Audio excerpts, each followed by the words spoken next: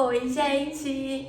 Meu nome é Marley Moraes e eu decidi criar esse canal aqui no YouTube com o intuito de compartilhar com vocês o meu conhecimento através da Bíblia Sagrada, tudo que eu tenho aprendido e através também das minhas experiências. Eu quero compartilhar algumas coisas aqui com vocês.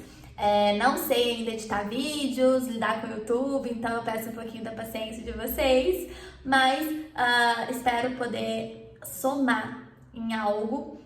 Eu já estava sentindo esse desejo ardendo no meu coração de compartilhar algumas coisas e veio através de algumas confirmações para que eu criasse esse vídeo aqui esse canal aqui no YouTube e assim está sendo feito.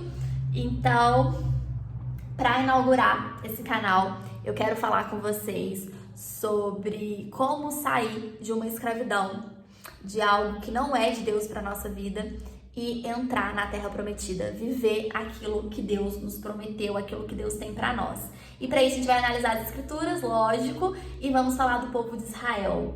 Quando o povo de Israel estava escravo no Egito, houve uma atitude desse povo que chamou a atenção de Deus, e foi em Êxodo 2:23 que está escrito: os israelitas gemiam e clamavam debaixo da escravidão, e o seu clamor subiu até Deus. E logo depois fala que então Deus ouviu o clamor deles e se lembrou da aliança que tinha com o seu povo. Então, acredito que Deus não se esquece, né? Mas foi necessário um clamor para que Deus, voltasse a sua atenção, os seus olhos para aquele povo. Então, quando nós estamos vivendo uma escravidão, algo que não é para nossa vida, a primeira atitude que a gente tem que tomar é de levantar um clamor a Deus. O que acontece logo após esse clamor? A gente continua lendo as Escrituras e a gente vê isso em Êxodo 3:8. Acontece uma promessa. Sempre que você está num ambiente que não é de Deus para sua vida e você entende que Deus pode te tirar dessa situação e você clama a Ele olha para você, Ele se lembra que tem uma aliança com você, uma aliança de sangue, porque Jesus Cristo morreu na cruz por nós e Ele foi derramado o sangue dele, né? Então nós temos uma aliança muito séria com Deus. Ele se lembra sempre da aliança que tem conosco quando nós clamamos a Ele. Então vem uma promessa sobre o povo de Israel. E assim como tem todas essas promessas da Bíblia sobre a nossa vida, 3:8 ele fala: por isso desci para livrá-los das mãos dos egípcios e tirá-los daqui para onde?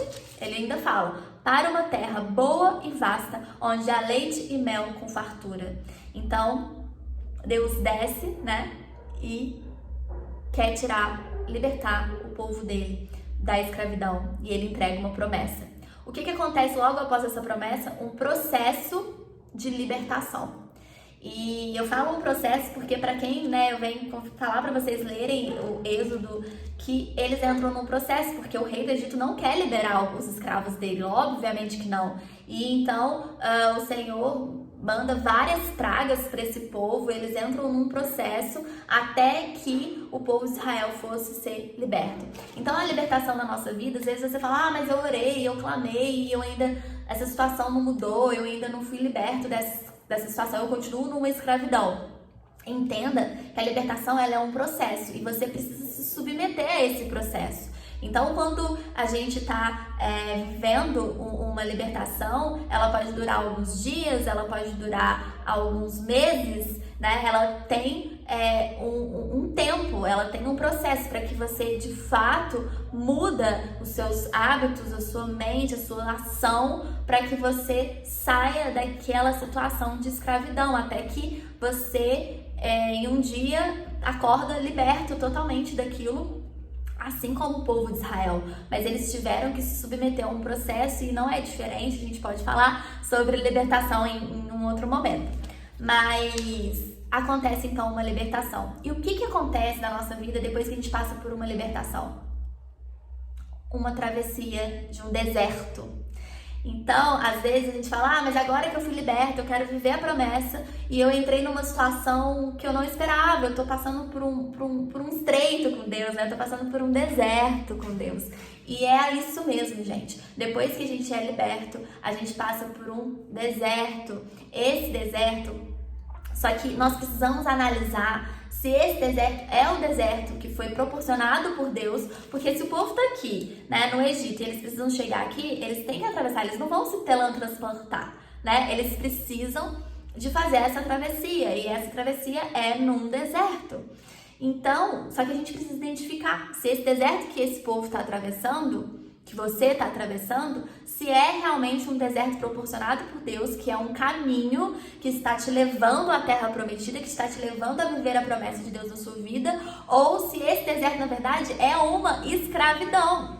Porque às vezes você acha que já está na travessia para chegar em algum lugar, mas às vezes você está dentro do Egito ainda.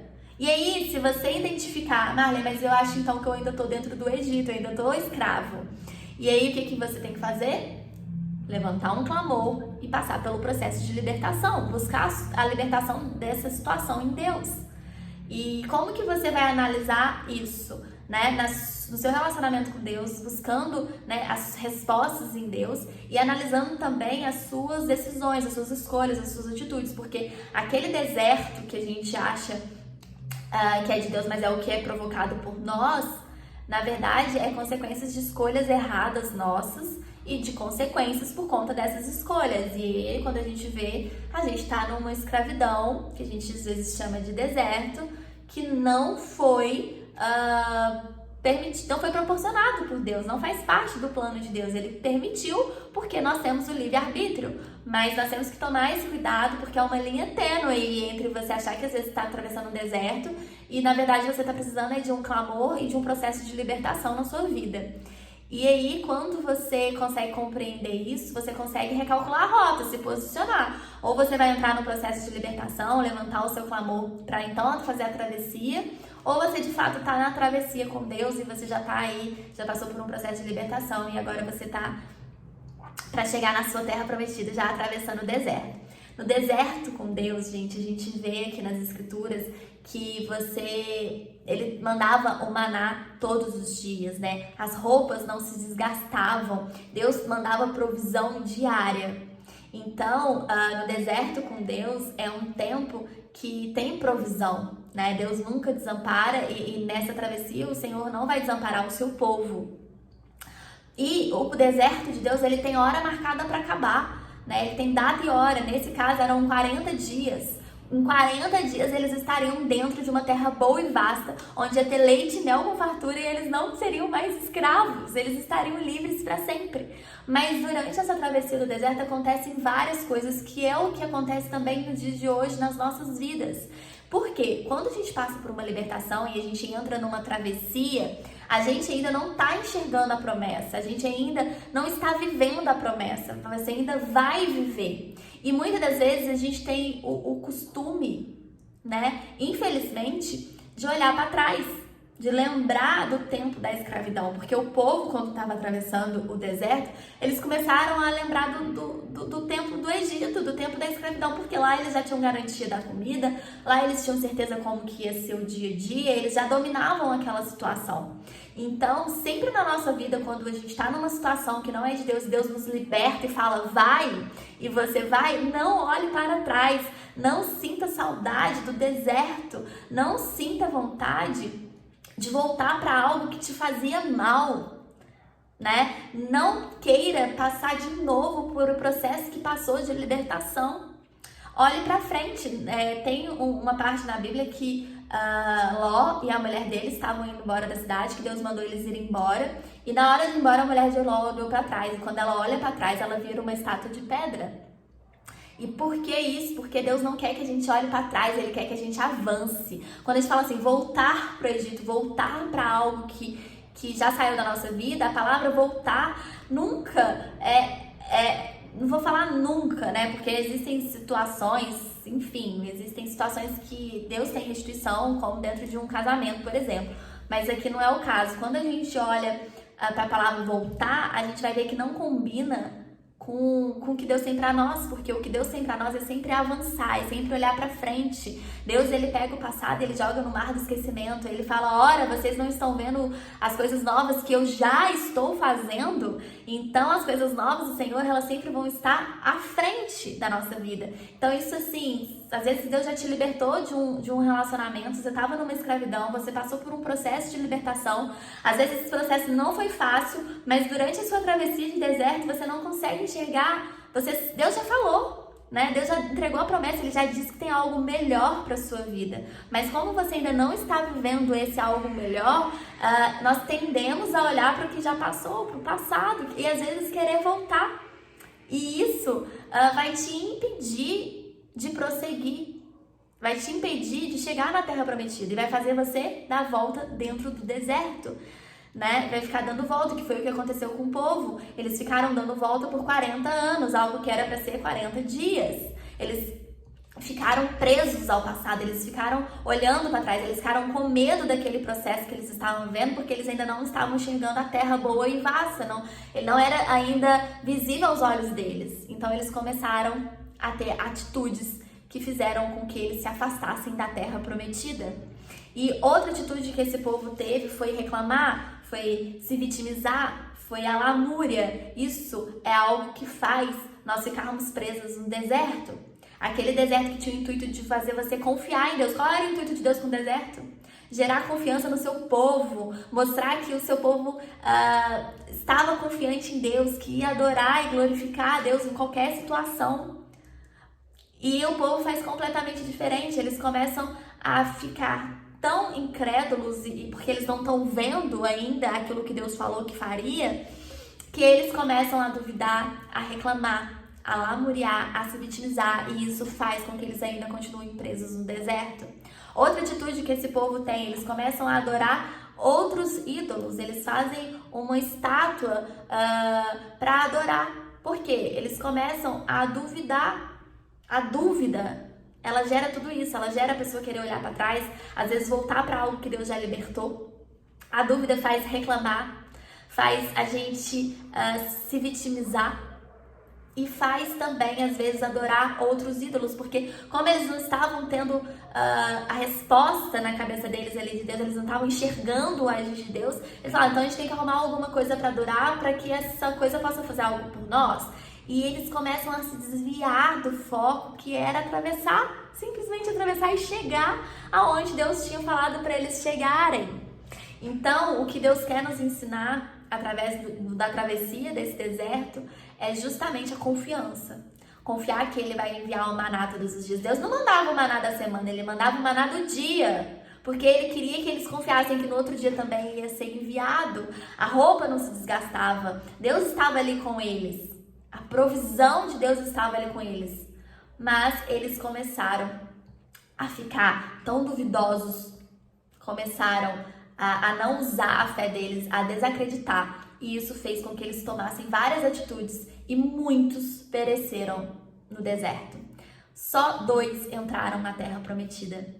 Gente, isso é muito sério. A maioria das pessoas não vão viver o propósito, a promessa de Deus, justamente por se perder nesse momento de travessia. Um momento que era para atravessar em linha reta, eles ficaram dando voltas e pereceram.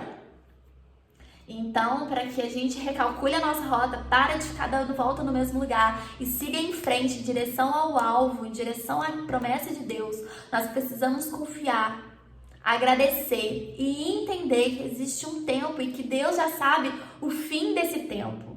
E Ele já entregou a promessa e Ele é fiel para cumprir essa promessa. Então nós precisamos confiar. O tempo do deserto é confiança. O segredo, a chave da Terra Prometida é confiar em Deus. E um outro ponto também que acontece nessa travessia dessas 2 pessoas que entraram na Terra Prometida é porque eles já se viam dentro da Terra Prometida, eles creram, e isso se diz respeito à nossa autoimagem. Como você se vê no seu momento hoje da sua vida? Você já consegue se enxergar dentro da promessa? Você já consegue se enxergar vivendo aquilo que Deus tem pra você? Quando você ora, você já consegue agradecer por aquilo que você sabe que Deus ainda vai fazer? Porque já é seu, Ele já prometeu, né? No mundo espiritual já aconteceu, só falta se materializar. Então, a gente precisa tomar posse das nossas promessas e agir como se já fosse nosso, porque tudo aquilo que pedir e acreditar que já lhe foi dado, lhe será dado. Isso é bíblico. A fé é a certeza das coisas que não se veem, mas se esperam em Deus. Então, quando você tem certeza, você já se vê lá. E isso de você moldar a sua autoimagem, saber que você já está sendo abençoado, independente da situação que você está, porque Deus já disse, então já é. E viver essa certeza vai fazer com que você atravesse o seu deserto e que você não dê nenhuma sequer volta e você entre na terra prometida. E é essa a mensagem que eu queria passar através desse vídeo. Espero ter contribuído e um beijo, até o próximo vídeo.